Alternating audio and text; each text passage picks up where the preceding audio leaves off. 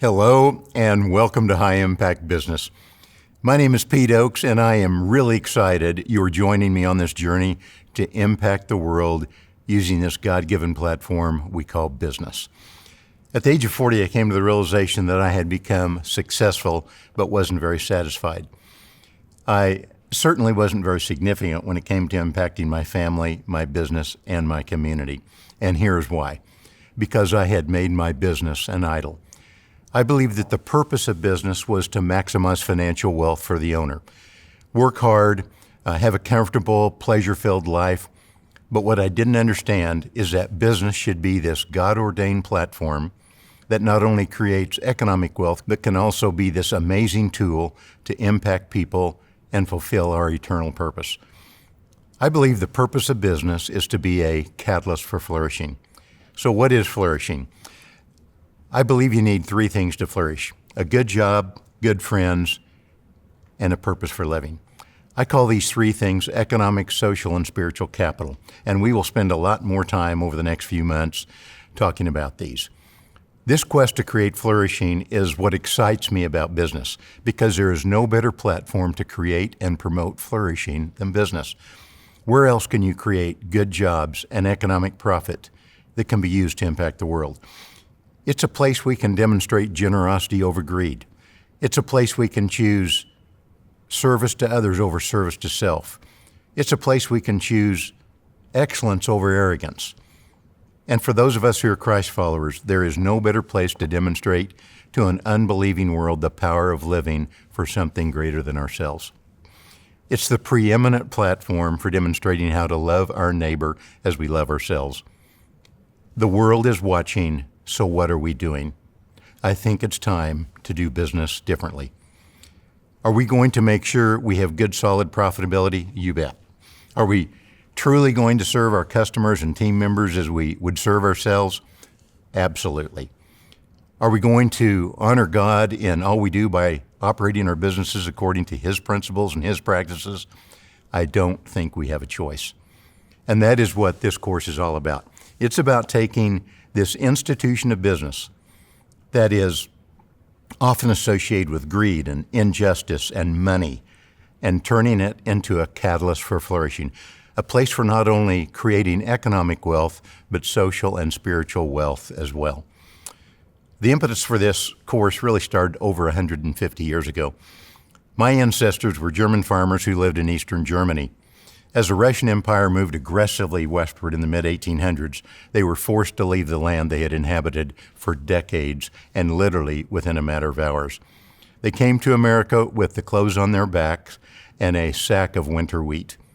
Immigrating through Ellis Island, they rode a boxcar to Kansas, where they lived in earthen dugouts until they were able to build permanent dwellings on the homesteaded land. My grandfather, Peter L. Ochs, was the first to be born in America and became a successful businessman. He operated farm supply stores and grain elevators around Hoisington, Kansas. It was here where farmers bought the necessary goods for their farms and sold their grain. But it was here that I learned it was much more than a place to buy and sell. It was a community that fostered flourishing. On Saturday mornings, my grandfather would pick me up and we would visit his businesses. In his business was this large stove surrounded by 8 or 10 chairs, and this is where his customers would gather every Saturday morning. It was here that I saw my grandfather and his customers debate and discuss life. It was here that I saw social capital being created. Around that stove is where I learned the best practices of business for my grandfather and his customers. Around that stove, I came to value the importance of not just making money, but building relationships. More than once, I saw my grandfather extend payments if someone was suffering financially. I saw others offering a helping hand to build a barn or a fence. Around that stove, I saw men hardened by the trials of life, but softened by the power of their faith. So why did I tell you this story? Because just as I have a story, you have a story. You may not know the precise details of your story, but what matters is that you are in the middle of writing or about to write your story. And the question for you is this: will your story be one that impacts future generations?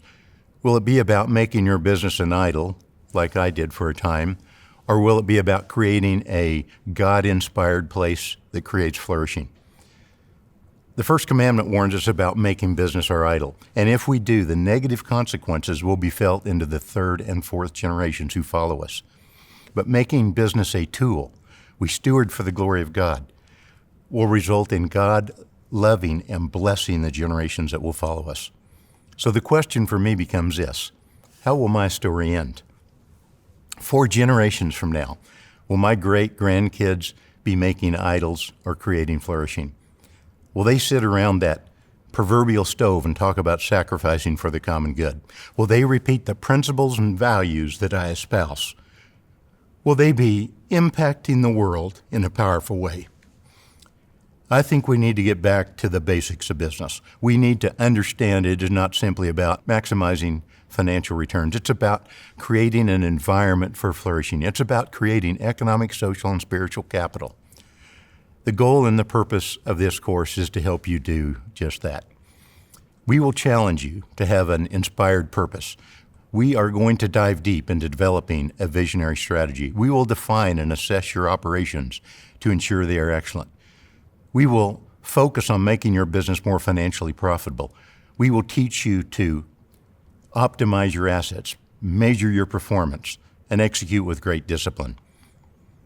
But all of that will be useless unless we intertwine it with the redemptive purpose of loving God with our head, with our heart, and our hands, so we can love our neighbors by building businesses that create economic, social, and spiritual capital.